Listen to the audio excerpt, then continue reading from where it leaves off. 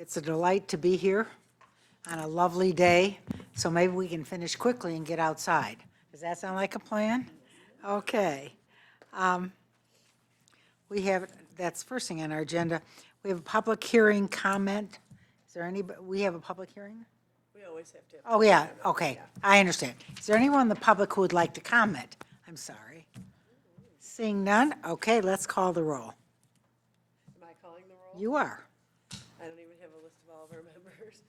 Oh, Ivana, I for some reason thought you were not coming today. I was, and I was did, and we're so thankful. So, Ivana Maplunka, oh, you have my list. Thank you very much.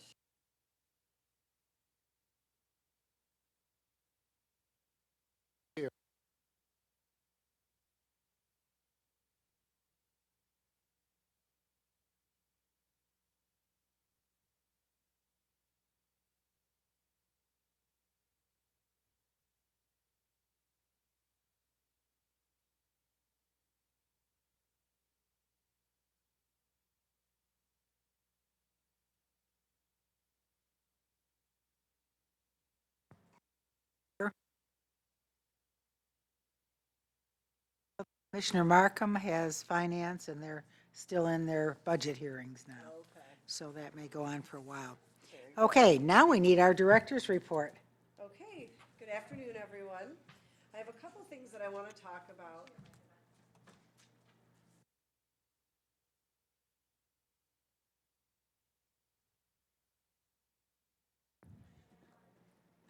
Thank you.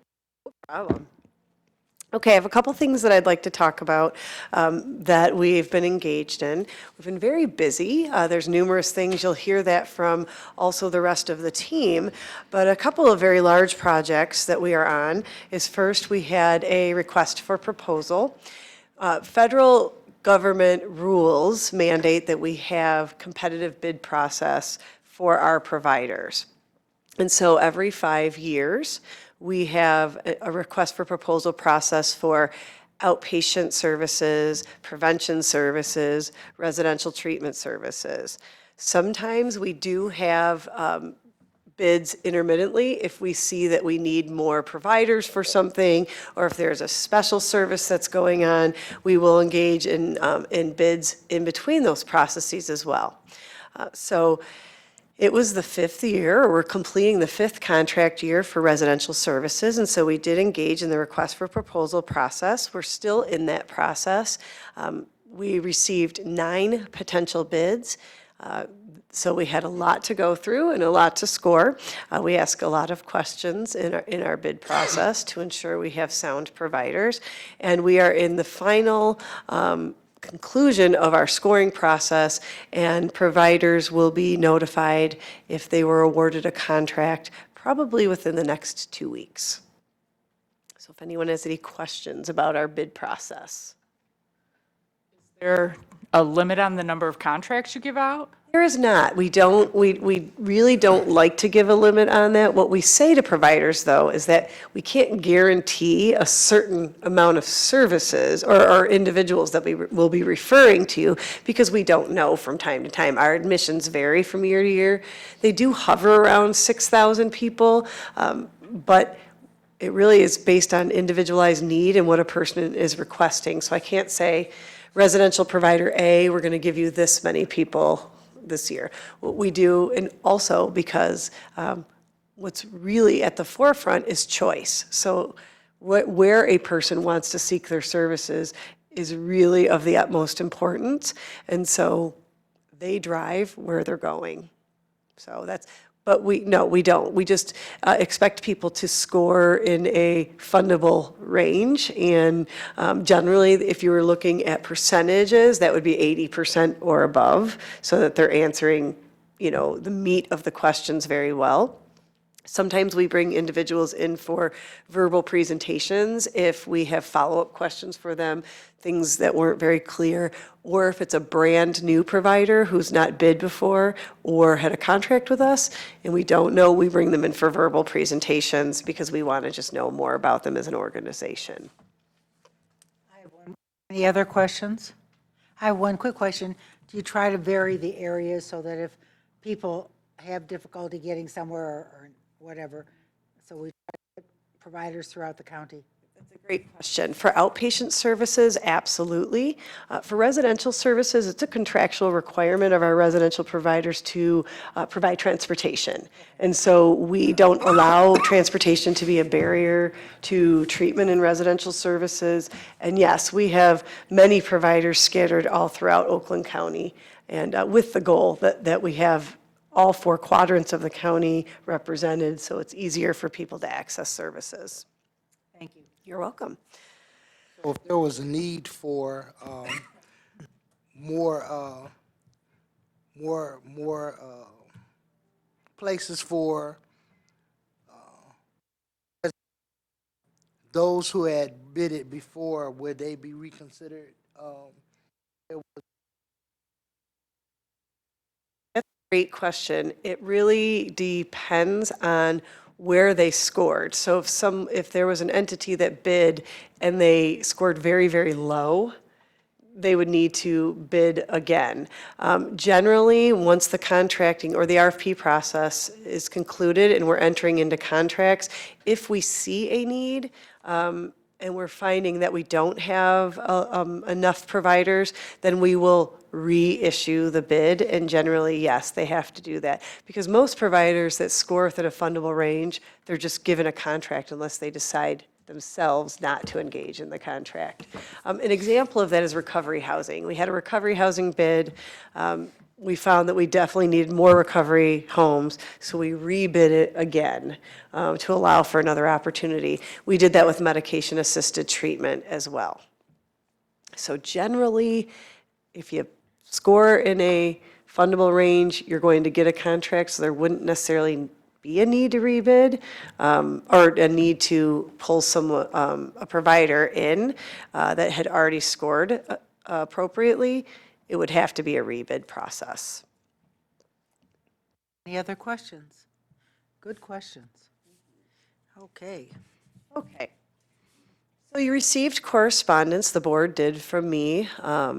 Well, going back, as you well know, that the board requested that biomedical behavioral health care come in several months ago, and there were numerous questions by this board due to the ongoing corrective action plan that they were on, and in the RFP that they did not score appropriately.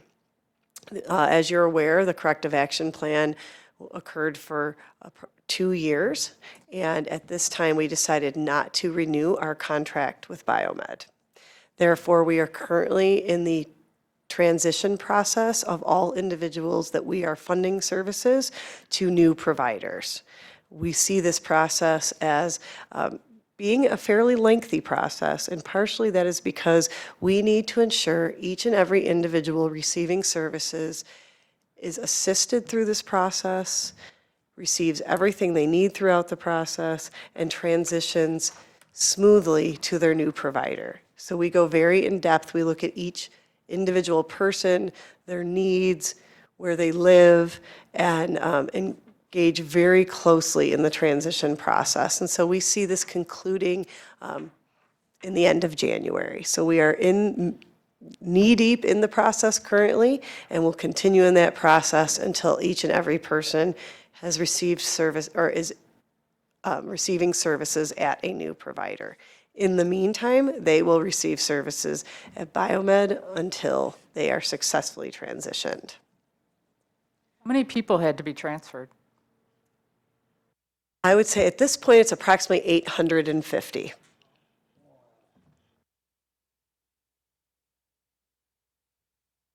I want to thank you and thank the staff for doing this and being concerned for those we serve.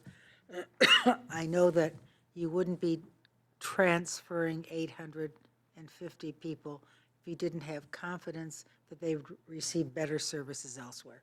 So I think that's very important for us to note in Oakland County. That people somewhere and leave them there without any supervision or without our looking in. And I think, if I'm not mistaken, that Sherry tore her hair out. She used to have long hair on this one. So thank you, Sherry, for all the work you put in. into it. I'm sorry, I'm being silly, but we need to laugh sometimes, too. Excuse me. And Sherry continues to be our largest lead on this. It's an all-hands-on-deck situation, but she has so many years of experience in medication-assisted treatment and is fielding calls, as is Bradley Sharp, on a daily basis, assisting people, providing support to individuals, assuring them that their services will not be canceled in any way, shape, or form. Megan Phillips is working diligently on it at the access level and doing everything she needs to do to ensure the transfer is going on. Really, the entire team is working very hard on this. I'm heavily involved in it as well, and we will ensure that the people we serve are transitioned smoothly. Next, we move on to treatment, State Targeted Responses Grant. And Crystal, that's you. Just little move it and talk. Okay, okay, I can hear myself now. Good afternoon. I'm going to talk to you about the State Targeted Response Grant. I've discussed the State Targeted Response Grant, which actually started about 3 years ago, and it was the state's grant to deal with the opioid epidemic. And so this is the third year, and so what we were able to do in this third year was to ask for the additional funding that the state had to continue our initiative in transportation, which I've also spoken to you all about before, as well as the CJ Mission Program, which is, and I made sure I wrote it down, criminal justice, maintaining independence and sobriety through systems, integration, outreach, and networking. I just wanted to make sure I got it right. So those two initiatives, as I said, for this third year, we did receive funding on. And so then it kind of takes me into the next grant, which actually picks up where the STR grant leaves off, is the State Opioid Response Grant.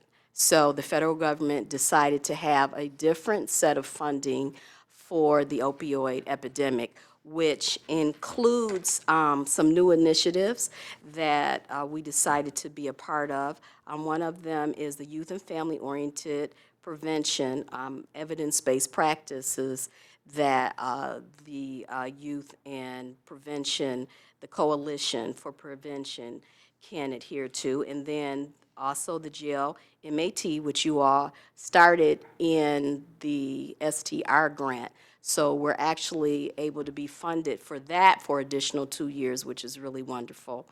And then the harm reduction, overdose education, and naloxone, so the Narcan training that prevention puts on. And then one of the newest ones is, it's called individual placement and support. And it's actually where we have 2 specialists who go out to the SUD providers to help those who are 18 to 25 find employment. So that's really wonderful. So these are all 2-year grants, and we have a lot going on, as Christina said, but some of these, like I said, grants such as the jail MAT is just a continuation, so that's really good. We don't have to use our additional funding. We can just use that grant funding for this, which is fabulous. Are there questions? One quick question on grants. We have a grant to send a couple of people out in a car to homes when police call or EMS call. Do you know which grant I'm talking about? CHN, or are you talking about the crisis?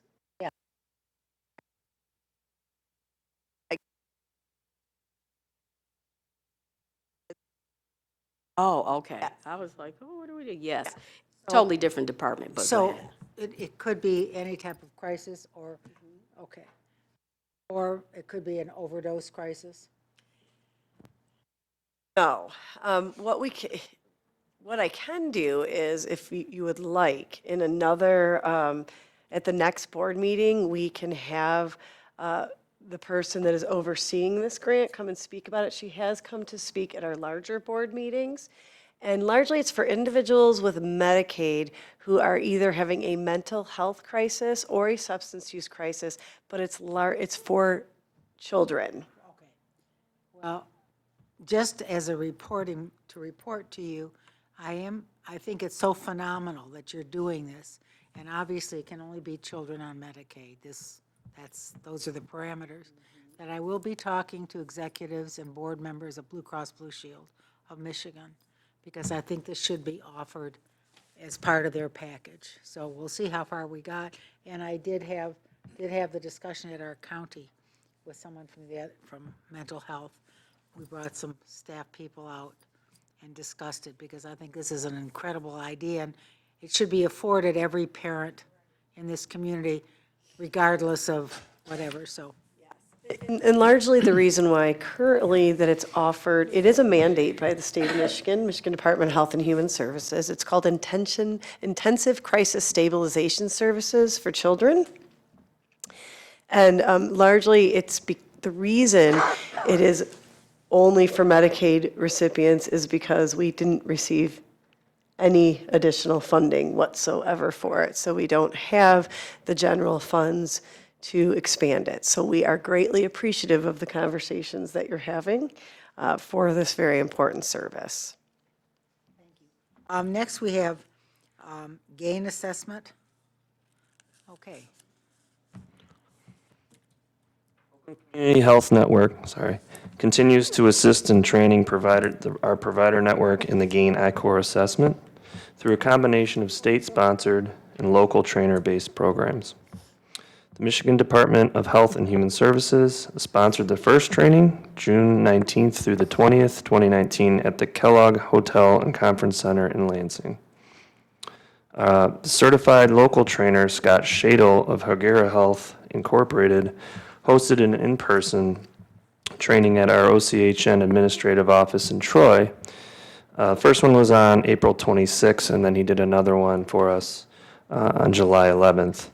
MDHHS will notify OCHN about the next round of trainings available, and we will inform the provider network clinical staff. Any questions for Bradley? What was the day this has to be in place by, the gain assessment? October 1st, 2020. And so how are the providers handling it? We thought they would balk a lot at the time. Are they still complaining or just resolved to? It's improved somewhat. It's still a very lengthy assessment, so, it does take a bit of time to go through it and learn it. But Chestnut has been excellent with answering calls, coaching people through it if need be. I keep reminding folks to reach out to them if need be. I'm here to assist if need be. So, they have support. And then also, too, for their local trainers that are training their own staff, they can answer the questions as well and provide assistance. And Scott Shadle himself has offered to help the folks that he's trained to, and is tracking that with them once they're going through the assessment process. I'd like to add, if that's okay, Kelly.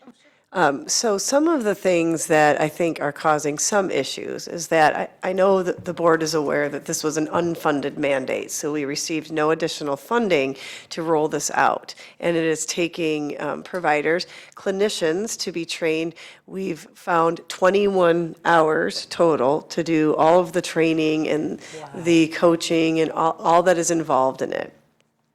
The 10 CFOs from around the state, the chief financial officers, and the substance use directors around the state came up to determine the amount of hours it takes for clinicians and what would be a reasonable incentive or rate to pay individuals, because largely it's a fee-for-service system. So if they're offline training and learning to do this, they're not being paid for it. Where there is a bit of a sticky wicket is we are in current discussion with MDHHS about giving the PHPs additional funds so that we can provide support to our contractors. Trying to get that money? The entire state. And so I chair the director meeting for substance use directors at the state level. I will be a part of the continued discussion with the state on giving us a reasonable amount of funding to deliver this and to assist people. I do believe, I am confident that we can come to some form of agreement. I just am not sure that it was realized the amount of work and time and effort that would go into it. They are reimbursing people who are state trainers. They shifted a little bit for the local trainers and decided they wouldn't be reimbursing individuals who that are local trainers and they're training their staff internally. So that is, I think, something that's a bit frustrating for individuals. And it also really doesn't give a lot of incentive for people to go for the extra process for being local trainers, which takes, I don't have the spreadsheet in front of me. I know it's 21 hours for clinicians and it's around 30 hours, but don't quote me on that, or even more for local trainers because they have that much more work to do. And they also are providing supervision to individuals because you have to turn in assessments, have them reviewed. They have to do coaching calls with whoever they train. And so it is a bit of a process. Brad is correct, though. He has been on top of it and supportive to our providers, answering questions, connecting them either with the department or with Chestnut. And I think at this point, many are resolved to the fact that this is not going away. And, you know, our experience with the Oakland providers is that we engage in such a positive partnership that really, in the end, they know that we would advocate for whatever we could for the people we serve and for our contractors, and that if there's nothing we can do, they will simply get on board and do what's needed to be done. Say that sadly, when you go up to Lansing, if any of you ever go, remember, there's always unintended consequences of very good ideas, wonderful ideas, and, you know, the willingness to take 30 hours of someone's life and not pay them for it because they have to get the training to do the job just blows my mind. So other than that, let's go on. Okay, Project Assert. Oakland Community Health Network had the opportunity to present our pilot program for Project Assert, and I am the lead staff on that, to leadership at an emergency administration at 3 local hospitals: Ascension Providence, St. Joseph Mercy Oakland, and Beaumont Royal Oak. Project Assert aims to embed the peer recovery coaches in the hospital emergency departments. They provide screening, brief intervention, and referral to treatment, or SBIRT. Motivational interviewing techniques and transportation to the sober support unit and/or our access center so that they are able to be screened, and that these are individuals that present with a substance use disorder. The response has been extremely positive thus far, and all 3 hospitals have expressed interest in establishing a partnership with our existing stakeholders. I'm so sorry, but I have to add again, that is very positive of you, and you are correct. They are all on board. But I would be remiss in not mentioning the fact that this has been a process that Brad has been working on for a very long time. You know, with large administrations, very often there are concerns about liability, et cetera. And so this wasn't a phone call in a meeting and, oh, great, we're on board. This was numerous phone calls, numerous meetings that Brad did, and a lot of hard work to get 3 of our 13 hospitals on board. So it is something to celebrate. We're very, very excited about that, but Brad worked very diligently, and we're excited because it's been about, what, a year, 2 years? Say a year and a few months. Yeah, and so a lot of hard work to really get the ball rolling, which is important. If someone comes in after an overdose, they have to be medically cleared, but then right now, in many hospitals, they're simply given referrals. And we want to bridge that gap. Or it could be an individual that people are seeing in an emergency room on a regular basis for injuries, and they're finding, for example, an individual fell off the roof. Well, they happen to say they drank a case of beer before they started working on their roof, and they're seeing repeats. They may ask the recovery coaches, wonder if you could speak to this person, to start that conversation and hope to motivate an individual to seek services. And so, Brad, excellent job. Thank you very much. Thank you. I might also note, are there any questions? That I just spoke with Beaumont Administration, and they're opening up, I believe, a 200-bed mental health hospital in Dearborn. It has not been built yet. So my question to those of you who deal with Beaumont is, will they be taking Medicaid patients? Just asking. I don't know what the certification will be, but it is planned definitely for Dearborn, so. I will say this, currently, Royal Oak Beaumont that has a psych unit does not take Medicaid. I think they're moving all psych to it's not imminent, okay, but I don't know whether they're going to use psychs or dual diagnoses. I don't know anything about it, but I do know it's happening. So, any other questions for Brad? Now, who's doing recovery? Brad, okay. Can I ask a question before we go to recovery? It was something that, I hate to backtrack, but it was something back with the individualized placement and support. And you said it was two individuals and they were helping, going to different places to help out with like job placement. Would they also be helping these individuals with any going after any education like GED or going back to school?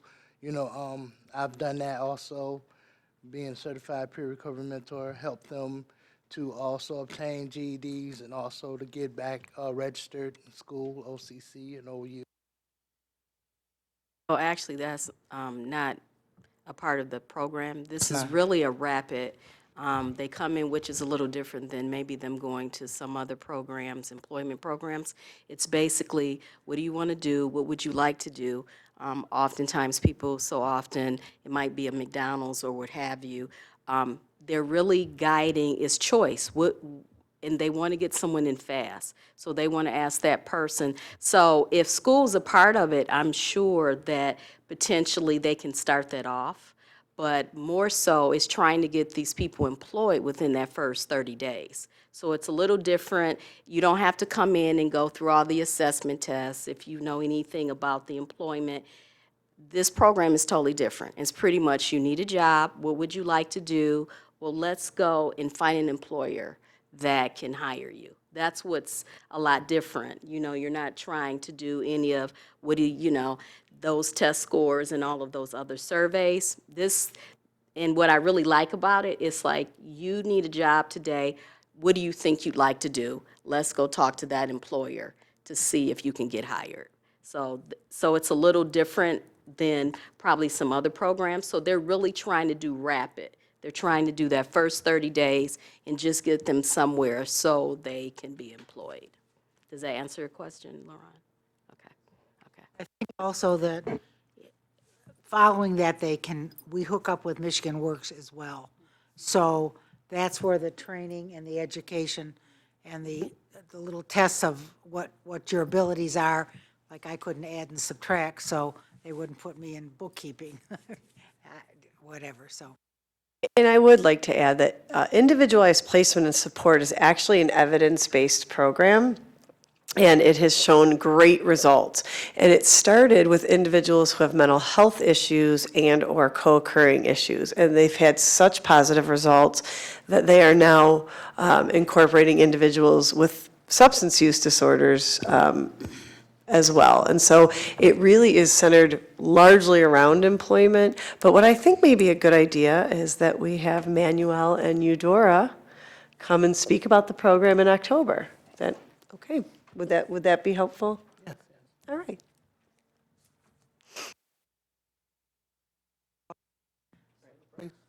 Recovery celebration. As part of National Recovery Month, the Michigan Celebrate Recovery Planning Committee is hosting a statewide walk and rally at Detroit's Belle Isle Scott Fountain in Detroit on Saturday, September 14th, 2019 at 10:30 in the morning. OCHN is a sponsor of the event. The event celebrates recovery and supports friends and neighbors in recovery from alcohol, opioids, and other addictions.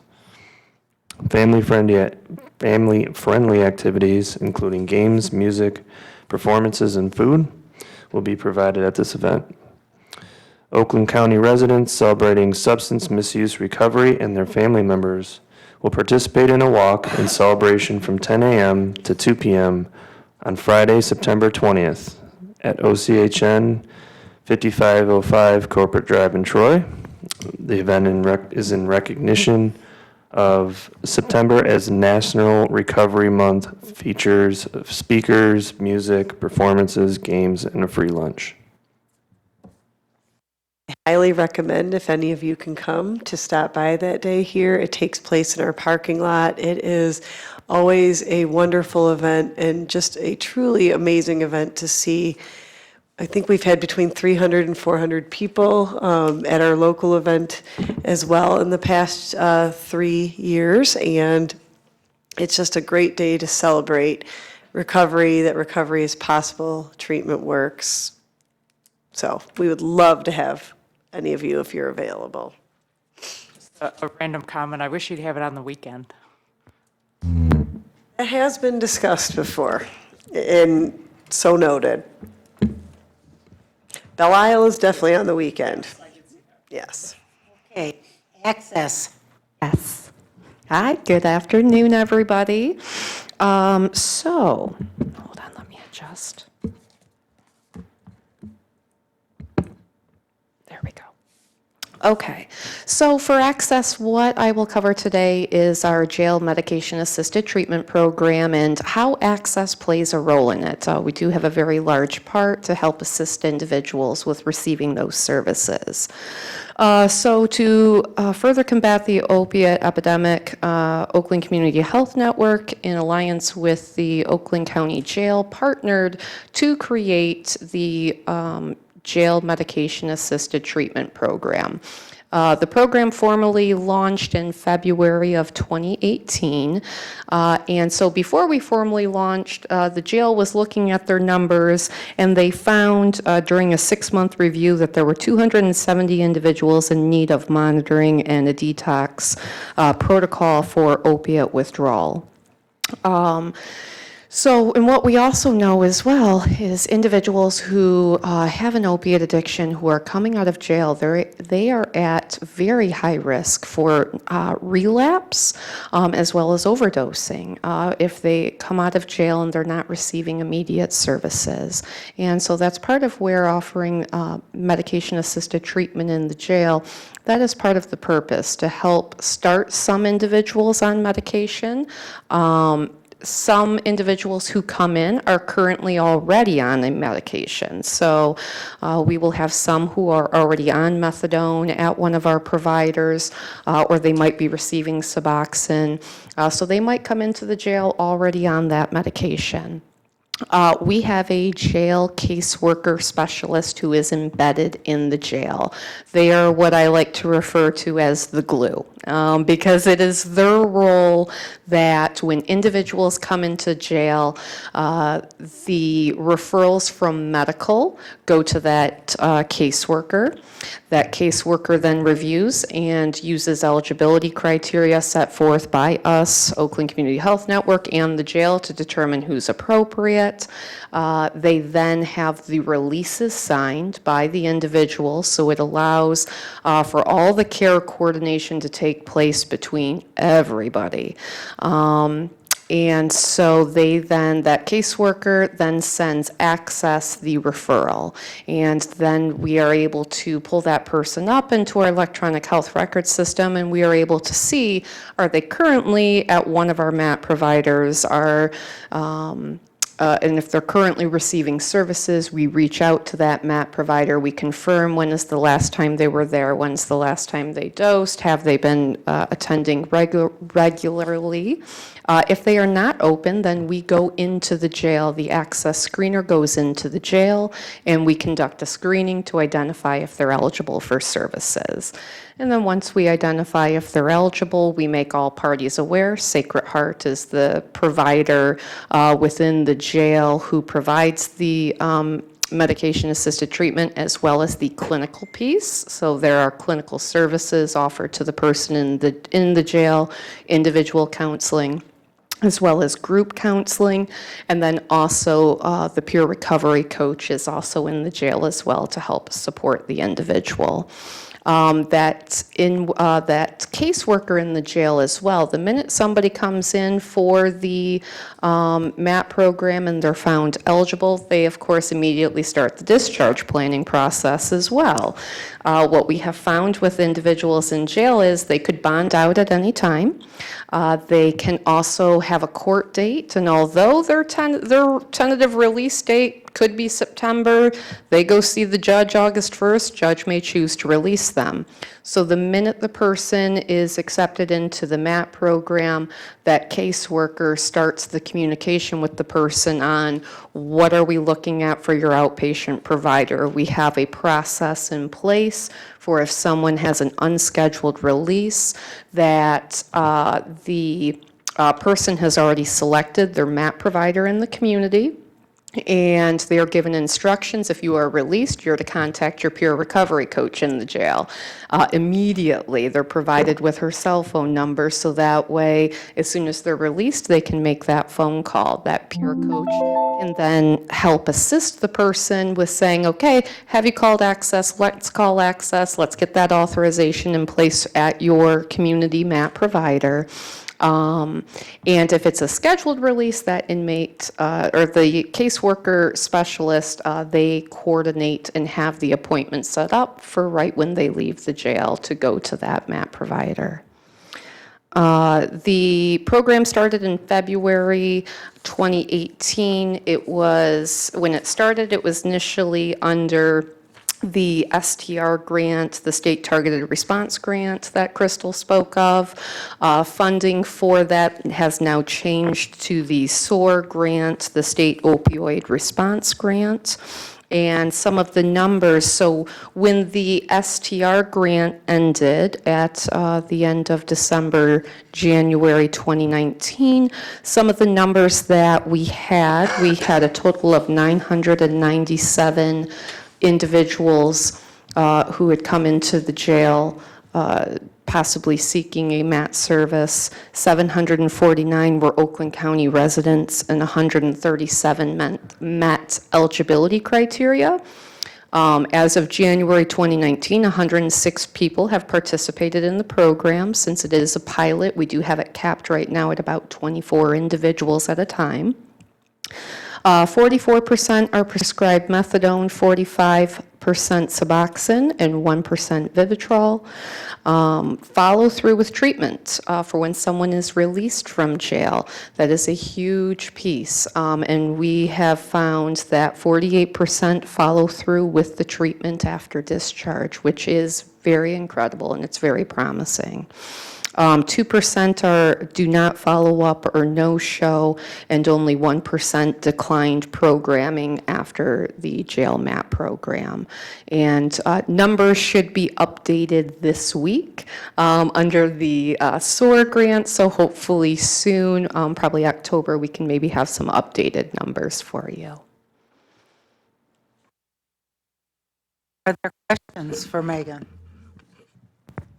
Well, I want to tell you, when I go around the country and I sit on some boards nationally and up at the state, and I talk about this program, you know, it goes in one ear, out the other, and then people start looking at me and saying, holy cow.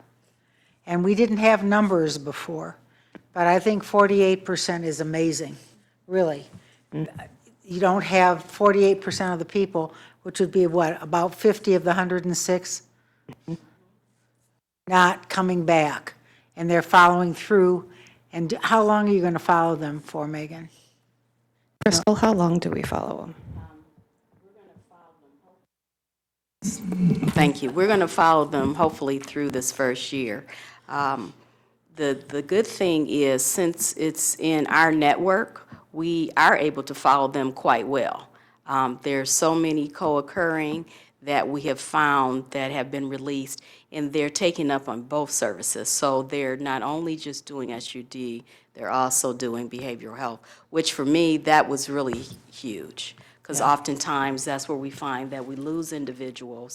They may pick one service or another, but many of the individuals that we see are actually enrolled in the dual services. So to me, that was really a wonderful statistic for us to find. The sad thing is, and something that we're working on now on the national level, is that when somebody with Medicare and/or Medicaid or combination thereof enters a county jail facility, all that goes away. So they don't have any funding for medical care or mental health care or substance use or any of those things. So we don't think it's fair as counties nationally that we have to pick up the bill because someone was incarcerated. So we are working now to get that put back in place. There's a lot of counties in this country. And because these bills are picked up by grants. Medicaid does not pay for this at all. So it's sad. Hopefully we'll get back on track. It used to be that way in the old days. I'd like to say that I think the numbers are excellent, and it shows that there was a needed pathway to have in the jails for people that are motivated to change their lives. And having that and having access for them and a little bit of guidance for them, I think is proven here that it's a good thing to have. I'm proud. Thanks. There was about 5% follow-through prior to the program. So when simply given a referral, only about 5% of people followed through. So for us, that's just a huge, dramatic increase. And of course, we're always going to strive for it to be more and more. But I would agree with you, having recovery coach services, individual and group services, and the medication services started while in jail, or more importantly, someone already receiving methadone or Suboxone or Vivitrol, really being able to continue services for an individual, especially methadone. That starts a person back at square one if they're taking the medication, and our doctor really works with the doctor in the community to ensure dosage, how the person was doing in the program, and then is able to do it by law because it's considered emergency dosing. And then the person goes back to where they were receiving services in the first place. So there's just, before, it was literally a person just had to stop. So. Any other questions or comments? I can give you a cheer. We're doing something right. Now, I have one more quick question. So when somebody leaves the jail and goes to a provider for services, are they then told that they can get back on Medicaid? Yeah. Okay. They go back into the community, then it will revert back to Medicaid or block grant fund. That's why we step in the jail to make sure someone's eligible, but then also it's that follow-through piece. We know from the time that someone was in the jail that they're going to qualify under the block grant. They're going to qualify for our services within our system, so we can have them connected to our providers. Thank you. Anybody else? Okay, let's go on to prevention. Kathleen? Last but not least, I hope. Hello, everybody. Just a couple things. One is really a carryover from our meeting, our last quarterly meeting, when we talked about vaping and what a problem it's become in the schools. Our own Alliance of Coalitions of Healthy Communities has developed a variety of materials and that they've been using with they make it available to all the community coalitions. But we had also met with the tobacco section, and what has come out of that is that all of the PIHP prevention coordinators and the tobacco section. We've all put our materials together, as well as there's some beautiful materials coming out right now from SAMHSA on electronic nicotine devices, how dangerous, but also how addictive and what a money maker they are for corporations. So we've all collaborated on bringing the latest research, the educational materials that have been developed across the state. And the tobacco section has put together a TOT, a Train the Trainer. And the importance of that is that we're all using the latest information and educational materials available to us, and that we are giving a consistent message throughout the state. The tobacco section will host 2 Train the Trainers in October of this year. And so we'll try and get as many of our people, and mind you, that's Train the Trainer. So those people can go out in the community and enable other people to deliver that program.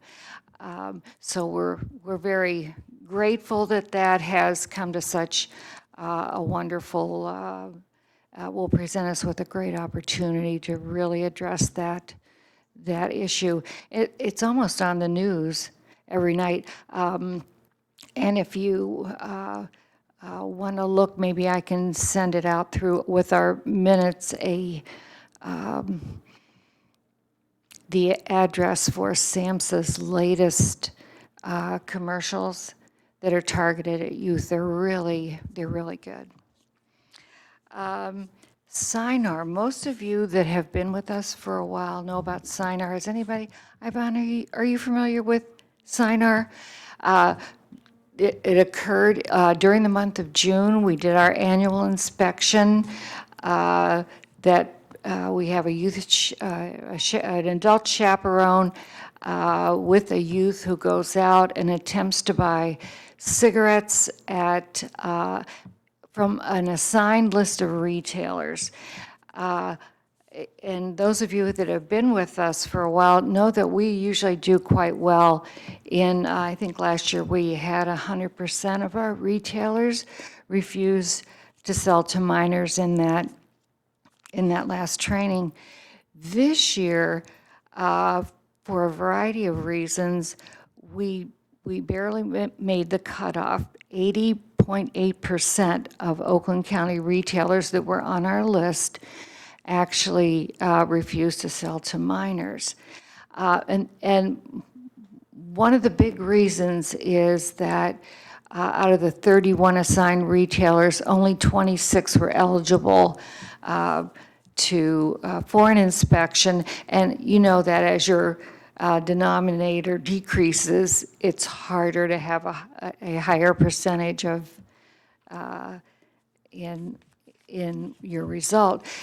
But we had a lot of incompletes. Some of them were due to, 5 actually, they were due to renovation, where you couldn't, and due to the good economy, they're tearing down and building up a lot of different businesses. We had several where there was a sign that said youth not admitted. And we had one where the chaperone judged that it was unsafe for the youth to enter. But that was one aspect of it. The other was interesting and a little bit discouraging in that we had 2 retailers become aggressive with our youth inspectors. And this is one reason why we don't fund, OCHN does not fund civilian inspections, because you put the youth at risk. You may. So we had 2 retailers who actually accosted the youth, took the ID from them, and threatened to call the police, and were taking pictures of them. So the Adele Chaperon was forced to intervene and say what they were doing there. But I think that part of that reaction may be due to the many FDA inspections that are going on, where retailers get warning letters, they actually get some significant fines. And one retailer even felt he had been targeted ethnically. So what I've reported this to the state. This has happened in other communities farther north, but we've so far have not had anything like this happen before. But this will be up for discussion with at our SINAR meeting. I reported it already to the SINAR coordinator, but we at least can feel we did our part, because it's the state rate that matters, not an individual county. So I'm disappointed to report to you that that our result was lower than expected, but that I feel we'll do better next year if there is. There was some talk last year of FDA inspections replacing SINAR. What we do, well, we're not really, SINAR is a federal piece of legislation. They decided to put the onus on the prevention community to actually educate readers, but we're not enforcers of the law. So hopefully that might be a change that will occur, because I really feel badly, that's traumatizing to a young person, so. I want to end on a good note. Don't you love the sounds of July and August? They're doing prevention. They're making us all feel. Crickets. And the crickets and the birds. Thank you. Any questions? Thank you very much, Kathleen. New business. We need to approve the April minute meetings. I need a motion for that. Somebody want to make a motion? And do I have a support for that? Okay. Lauren supports it. Dennis made the motion. All those in favor, please say aye. Aye. Opposed? Oh, I forgot to ask, any additions or corrections to these minutes before we go on? Okay. Minutes are approved. Okay, now Oversight Board, Policy Board issues, announcements, anything that anyone wants to speak about, ask questions about? I'd like to make an announcement. Alcoholics Anonymous is going to have their 2020 World Convention in Detroit, Michigan, July 2nd to 5th, 2020. There'll be 40,000 people there. It's the 85th year from all over the world. Wonderful, wonderful. Avoid downtown Detroit. They're occupying like the entire downtown Detroit. Wow. Yeah, I'm sure they'll need You hotel need a rooms. room next July 2nd to 5th. Well, maybe I'll Book- rent my book it house now. out. Okay, that is terrific. And we'll have to keep up to date with it. I don't know if any of us will have be able to participate in this, but I think it's wonderful, just wonderful. Any other announcements? Hearing none, I think we are adjourned. We've got two things about September, and a recovery one on September 20th, and another information about September 14th in your packet. And we're adjourned. Thank you. Thank you, Christina.